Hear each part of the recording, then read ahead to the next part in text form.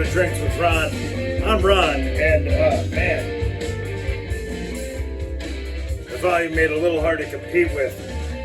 Well, let me tell you, it's Friday night, and I am 3/4 in the bag already. I have a premise on this show. The whole premise is I show up sober and have a few drinks and tell a tale while I drink a beer. I don't do it when I'm drunk, because that's bad. That winds up with bad content, and I say a lot of regrettable things. But tonight's the exception to that rule, because it's been a daily of a pickle, as Ned Flanders would say. But my God, it's been a week, man. I think I'm still struggling to talk over this delicious Dean Ween group. This album is called Rock 2. It's a great album. If you like Ween, I am a huge Ween fan. They're not for everybody. They're an acquired taste. But Dean Ween falls a little more to the conventional rock side. When you split Diener and Jeaner, as they went by in the band, Gene Ween, he's got that more, his solo projects feel more like Ween. They've got the spirit, the vibe. Whereas Diener, it's just rock, man. He just lines up the guitar. He gets some great fucking tone with his pedals. Killer guitarist. Not so much on the singer or necessarily the writer end, but you know, it fucking goes hard. Let me just say that. And then let me digress. Been a hell of a week, okay? My kid messaged me the other day, all of her dash lights come on. Everything's going haywire and she needs an oil change. I'm like, fuck, you know, just trying to keep everything running. I dropped, in the last month and a half, I've dropped $1,400 on my car for separate repairs. You know, sometimes you gotta do that. It's only got like 104,000 on it. Like you can't buy a car for 104,000 miles on it for under $5,000 right now. It's insane. So fuck it. I ate it. Money I didn't have, paid it. We fixed the car. She's running. Now the upside here is my kid. Her grandpa actually bought her a car like a year and a half ago. About a year ago. Wanted to buy her first car, which he did. Great. Perfect teenage car, a 2005 Malibu, total beater. But you know, for getting to school and in town and everything, it's fine. Problem is my kid won't stay in town, and the car started acting all weird on her. She's like, the wheel's acting weird. I'm like, let me drive it. Drove it to work for a month, no problems. I'm like, kid, fucking crazy. This car is fine. Then one day I'm on my way home, it's like 72 and sunny, and all of a sudden the steering wheel starts going like this. And I'm like, well, that ain't normal. Turns out it's a sway bar, completely rusted off and gone. So I'm like, okay, she can't drive this car anymore. So I bought her a new car, well, not new, you know, new to us, cherry red convertible. I don't know that it converts, but that's not important. The important part is I got her a sweet cherry red car, and now I had a shitty car that I was having for a backup. Problem is, with the sway bar out, the tread on the tires wears unevenly, so the tire on the right side is fantastic. The tire on the left side is great in the middle, but on the left side we're all the way down to where the fucking wires are showing the steel belts. That is not optimal. That is not good. So I thought, okay, I'll get that tire replaced. No big deal, because I got the sway bar done. No problem. Well, this winter, you see, we don't really have winters anymore. It's weird. And now we're about to go into old guy radio. I tell all these kids these days, you wouldn't understand. We used to sled because there used to be snow. We'd get out for fucking Thanksgiving break, we could sled. And by the time we got off for Christmas break, by God, we had those sled ruts built in. It was fantastic. Now the kids get off for Christmas and there ain't no snow on the ground. Nothing to be had. Where was I going with this? See, that's why you don't do an episode where you're already fucking drunk, because you don't know what you're fucking talking about. But any hoodles, we don't have winter, so what we have is these weird snaps of cold. Like today, it turned 72 degrees in Wisconsin today. They're talking about snow possibly tonight. There was tornado warnings all over the place. I drove through a giant storm today. It was insane. I said, we don't have seasons now. We have weird 2-week spans of crazy weather. Well, in December this year, it had a spurt where it got to 20 below. So when it's 20 below, here's for you people in warm weather climates. Here's a thing you don't know. When it gets 20 below, a lot of times your fucking car won't start. Because the battery, the thing that's been specifically designed to provide power to get to your starter to turn it over, which gets juice to your alternator, alternating current, Nikola Tesla, recharging the battery in the process. When it's real cold, that battery that's designed to do that won't do that. So what I had to do was go out at like 6 in the morning with a foot of snow, 20 below, hat and gloves, the whole deal, and start all 4 of the cars. You with me? You gotta start them all at 6, because if they don't start at 6, you gotta go get jumper cables and whatnot, and then move the cars, the ones that do start, you gotta move them around like a game of fucking stupid Tetris until you can get them in a position to connect the wires from one car to the other. You provide the power from one battery to another, make it start anyway. That's what I had to do. I had to go start all 4 early in the morning before the sun is up. Problem is, my wife's car, my kid's car, my car, well, there's also the beater car. Well, my car and the beater car are on the same fucking keychain. Well, if you know anything about logistics, you can't fucking start my car and the beater car when the keys are on the same chain. So I had to take the beater car's key off the keychain to start the beater car, which it did. Started valiantly every fucking time. It might have actually been the one that gave me the least bit of trouble. So I thought, I took this off the keychain. I'm gonna lose it. So I was like, nope, leave it right in the ignition. Now you're chancing you're gonna lock the door, but my kid had a spare key where he could unlock it, so I didn't worry too much. I was like, okay, we're gonna be fine here. So I left the key in there. I said a few days later, again, 20 below, had to go out, start all 4 cars again. Keys in the ignition, everything turned over, it was all groovy. Well, a few weeks after that, I went to start the beater car and there was no key. Well, since I had bought my kid a brand new, well not new, new to us, shiny red convertible that doesn't convert, she must have dispensed of her beater car key.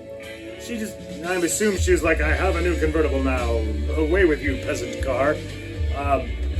But I, and totally my fault, lost the key that I took off the keychain. I'm like, whatever, it can sit in the driveway, it's licensed, it's registered, it's not going anywhere, it's parked just fine. We'll deal with the tire and the key and the whole fucking shenanigans when the spring rolls around and it's not punitively fucking cold. Well, in that span, we never found the keys. So, long story short, my wife calls me the other day and says, well, I'm on my way to work and the car starts shaking and rattling and trying not to move and I barely got to work. Perfect. Just what I fucking need, right? So after work, I get off work, I drive from my hometown, the town that I work in, to my hometown, then past that town another 20 miles, 40 mile trip.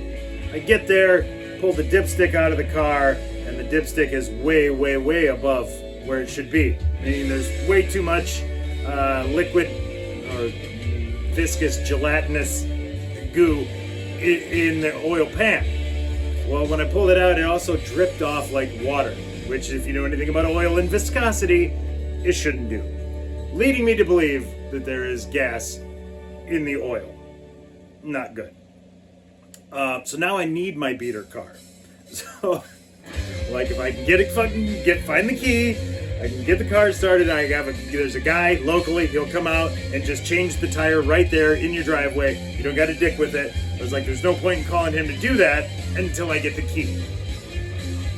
So I get not finding it. It's been weeks. So my father-in-law tells me if I, in fact, contact a Chevy licensed garage, give them my VIN number and the title for the car and my driver's license and the registration and the insurance, that they can get into the system and cut me a key based on the VIN number. Great, right?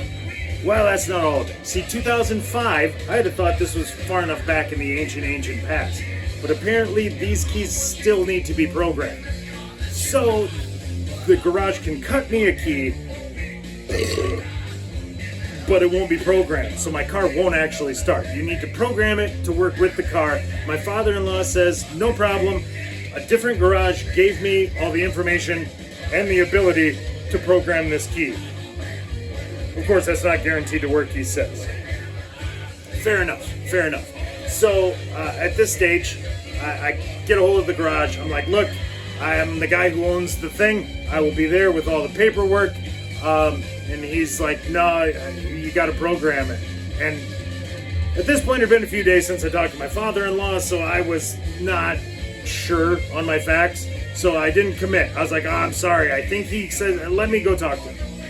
So I sent him a message and he says, no, I have the shit. Again, not guaranteed to work, but if it doesn't work, we'll haul it into the garage, let the garage do the whole thing. It'll probably cost me 4 times as much. So I call the garage back and say, hey, he says he's got all the things, he can do it, and if he can't do it, we'll just bring it into you. And the guy's like, okay, cool, bring me all the things that I mentioned previously. And I said, you know what? Let me schedule an appointment with you. I will be there Monday at 3:30 because if I give you a time and say that I will be there, that means that soon after we will magically find the key. So after that, I messaged my kid and say, what did you do? Did you take the key off the ring when you got the new car? Or did you just get rid of the whole key ring? What happened? Something in that statement must have triggered her memory. She went to a different room, found the keychain, found the key. Beat her car is back up and running because it was going to be $70 for the key plus a $30 fee to cut the key, thus meaning $100 just for the key before we were going to attempt to program it, not guaranteed. So I'm like, oh my God, there we go. We solved this. This is okay. Keys out of the way. Hopefully the car still starts because it has not been started since December. We are about 3 hours from April. So I'm like, whatever. I got a jump pack. We'll make that work. I get a hold of the guy who does the tires. I'm like, hey, look around, see if you got one that fits my car. I just need one. Come right to my driveway, replace it out. We'll get the whole thing. I'm thinking the head gasket's blown on my wife's car. We're talking about $2,000. During this whole process, my father-in-law says, I talked to the garage. He's thinking not head gasket, it's a different part, which I totally don't remember. Instead of $2,000 plus, he's thinking more like $500. I'm like, oh, great, I just saved $100 on a key. I can make this happen. But in the meantime, I really needed a fucking drink.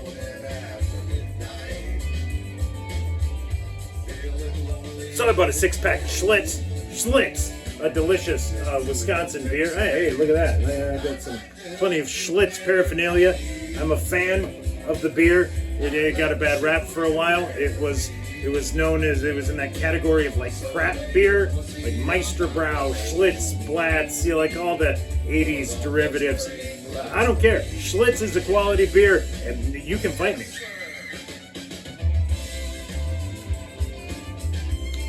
But anyway, I am 7 out of 10? I'm 7 out of 10 hammered right now, and I need to get to editing my podcast. We decided to throw together an impromptu episode last night where we are going to do a April Fool's bit. Not really original, and it's actually not particularly funny because it's not really believable. I mean, maybe it's kind of funny because it's far-fetched, but anyway, we're doing a bit on the podcast where we've been signed by a content company, and that the repercussions of that is that we're now being paid.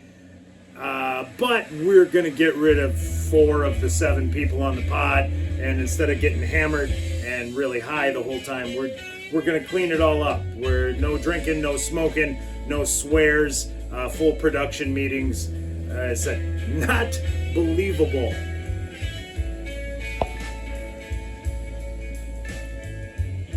But we'll do a short half-hour episode, which will hopefully surprise and delight and entertain the 4 members of our crew who are fired. It's killing me not to tell them, because I just like, guys, I'm doing a thing. It's gonna be funny.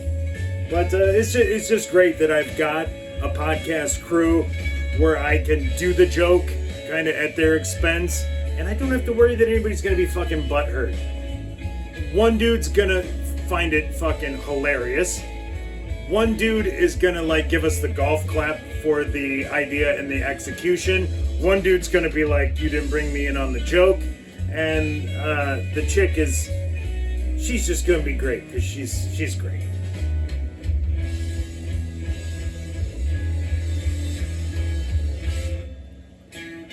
But if you haven't noticed this guy in the background, ooh, that ain't sitting real well. This is the Wrath of Todd Fine Bucket. See, so I don't do a drunk. When I do an episode of Drinks with Ron, the caveat is I need to finish my drink during the episode, and if I do not finish the drink, I owe $1 into the Wrath of Todd Fine, which seems to have $4 in there. So, since we've reset, I haven't failed a lot, but